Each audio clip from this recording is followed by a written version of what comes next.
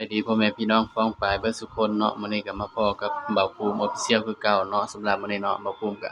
สิมาตามแนวทางหวยลาวอีกใต้พี่น้องคือเก่าเนาะของงวดวันที่วันที่7เนาะพี่น้องเนาะมาตามแนวทางลาวอีกใต้พี่น้องคือเก่าเนาะงวดที่7เนาะก็มาเบิ่งนำกันเนาะเบาภูมิให้นี่เด่นตัวใดเนาะพี่น้องเนาะสำหรับลาวอีกใต้มื้อนี้เนาะ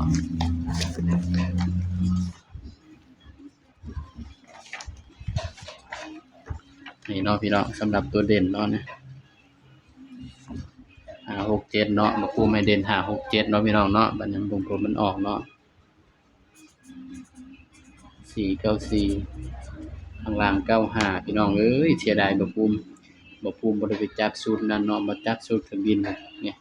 เข้าแต่5เนาะพี่น้องสำหรับตัวเด่นเข้าแต่ตัวเด่นเนาะพี่น้องเนาะสำหรับลาวเอ็กต้าเนาะนี่เข้าแต่ตัวเด่นพี่น้องเอ้ยเสียดายอยู่พี่น้องนี่เข้าแต่ตัวเด่นเนาะพี่น้องเนาะสำหรับลาวเอ็กต้าเฮาให้64ออก94พี่น้องเลข6กระดกหัวเนาะพี่น้องเนาะมาตัวเลขก็เป็นเพียงแนวทางเนาะพี่น้องเนาะบัดนี้บ่ภูมิสิให้แบบว่าให้ชุดตัวเด่นแล้วก็ชุดวินไปนำเนาะพี่น้องเนาะในคลิปเดียวเลยเด้อพี่น้องเผื่อมี FC อยากได้ชุดวินเนาะบ่ภูมิก็สิให้พร้อมกันเลยเนาะพี่น้องเนาะสำหรับงวดวันที่8เด้อพี่น้องเด้อบัดนี้8มีนาเนาะ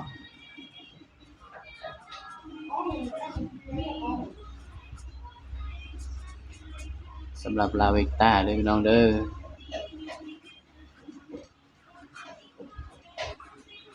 บ่ภูมิก็ซื้อปากกามาใหม่แล้วพี่น้องก็ขอบคุณ FC เนาะที่ช่วยค่ากระดาษปากกาบ่ภูมิเนาะพี่น้องเนาะ ขอให้บ่ภูมิมีกำลังใจสู้ต่อไปเนาะพี่น้องเนาะนี่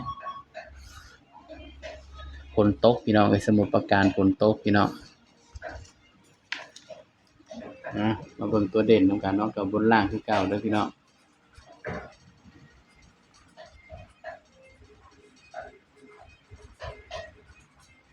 สำหรับตัวเด่นตัวอื่นเนาะพี่น้องเนาะดาวเอ็กต้าเฮาบ่ภูมิก็สิให้สูตรเก่านี่แหละพี่น้องสูตรเด่น3ตัวนี่แหละเนาะ949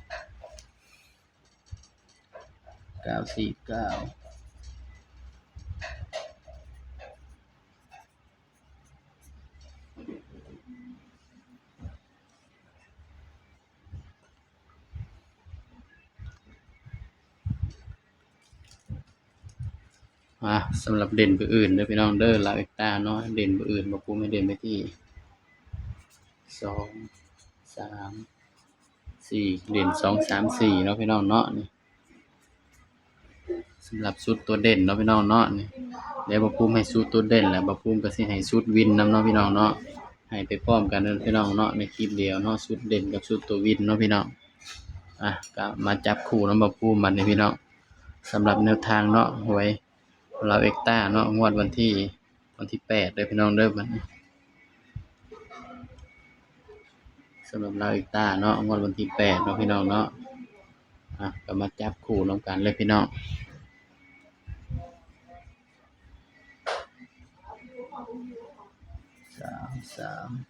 6 7 5 6 7เด่น2 3 4เนาะพี่น้องเนาะมาจับคู่นำบ่ภูมิพี่น้องบัดนี้ตัวเลขก็เป็นเพียงแนวทางเด้อพี่น้องเด้อ25 26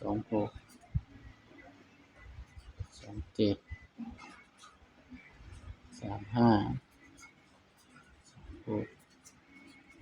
37 45 46 47นี่เด้อพี่น้องนี่คือชุดตัวเด่นเนาะพี่น้องเนาะนี่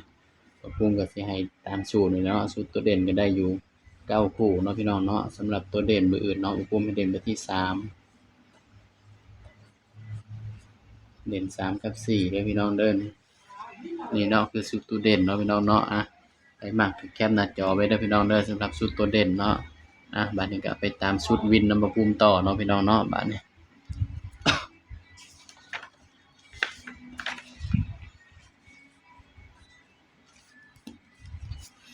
สำหรับชุดวินเนาะภูมิก็สิให้อยู่6คู่เนาะพี่น้อง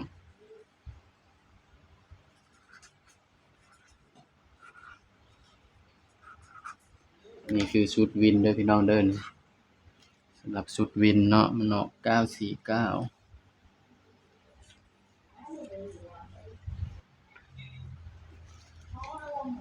สำหรับชุดวินเนาะก็สิมีอยู่พี่น้อง4ตัวเนาะ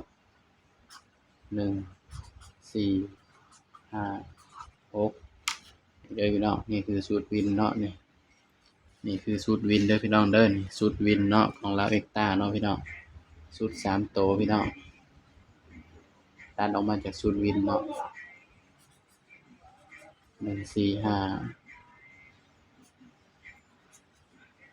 156 456เนาะนี่คือชุด3ตัวเนาะบ่ภูมิตัดออกมาจากชุดวินบัดนี้ก็มาจัดชุด2ตัวนำกันพี่น้องบัด14 15 16 45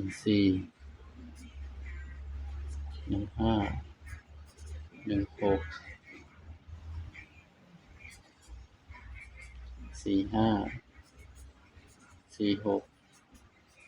แล้วก็56เด้อพี่น้องเด้อนี่คือชุดวินเนาะพี่น้องเนาะนี่สำหรับลาวเอ็กต้าผู้อื่นเนาะพี่น้องเนาะนี่ชุดวินสำหรับลาวเอ็กต้าผู้อื่นเนาะนี่ชุดตัวเด่นก็ได้เด่น2 3 4เนาะชุดวินก็คือ1 4 5 6เนาะพี่น้องนี่ตัวเลขก็เป็นเพียงแนวทางเนาะพี่น้องเนาะบ่ภูมิก็มักก็ตามเนาะพี่น้องเนาะบ่มักก็เลื่อนผ่านเด้อพี่น้องเด้อนี่บ่ภูมิก็ให้เป็นเพียงแนวทางเท่านั้นเนาะพี่น้องเนาะนี่สำหรับลาวเอ็กต้าเนาะพี่น้องเนาะนี่คือชุดวินพี่น้องนี่ไผมักก็แคปหน้าจอไว้เป็นแนวทางเด้อพี่น้องเด้อนี่สำหรับลาวเอ็กต้าเฮาเนาะพี่น้องเนาะนี่สำหรับมื้อนี้ก็เข้าแต่ตัวเด่นเสียดายอยู่พี่น้องสำหรับคลิปนี้เนาะมาเลยครับมาแล้วขอบคุณครับเปียกเหรอเปียกเหรอ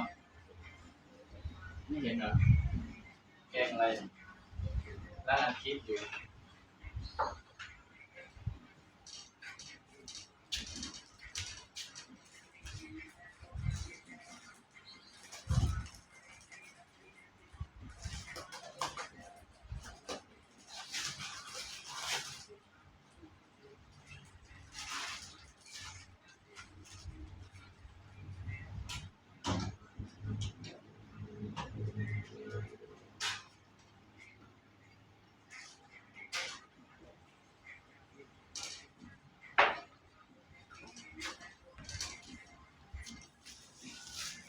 สำหรับคลิปนี้เนาะมาภูมิก็ฝากพี่น้องกดไลค์กดแชร์กดติดตามมาภูมิ Official เด้อพี่น้องเด้อเดี๋ยวจะมาพบกับคลิปหน้าเนาะพี่น้องเนาะสบายดีครับพี่น้อง